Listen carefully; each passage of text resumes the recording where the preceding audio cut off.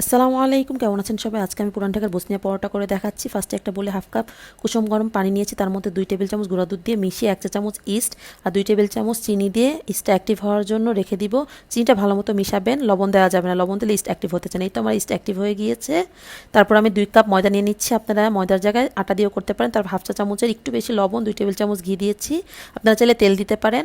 তারপর আমি মেখে একটা ডিম ভেঙে দিয়ে আবারও মেখে নিচ্ছি। তারপর ওই গোলানো ইস্টটা ঢেলে 2 ঘন্টা রেস্টে রেখে দিয়েছি।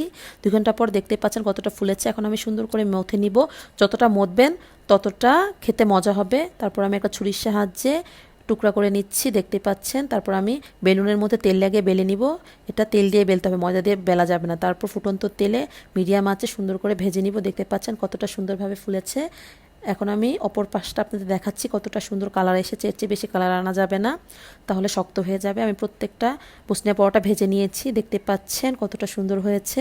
এই তো আমার কমপ্লিট হয়ে গেছে ভাজা। এখন পরিবেশন করে দেখাচ্ছি। আমি গরু মাংসের সাথে খেয়েছিলাম, আপনারা চাইলে তান্দুরি চিকেনের সাথেও খেতে পারেন। একবার হলে বাসায় ট্রাই করে দেখবেন ভিতরটা কতটা ফুলকো হয়েছে, দেখতে পাচ্ছেন। ভালো থাকবেন সবাই।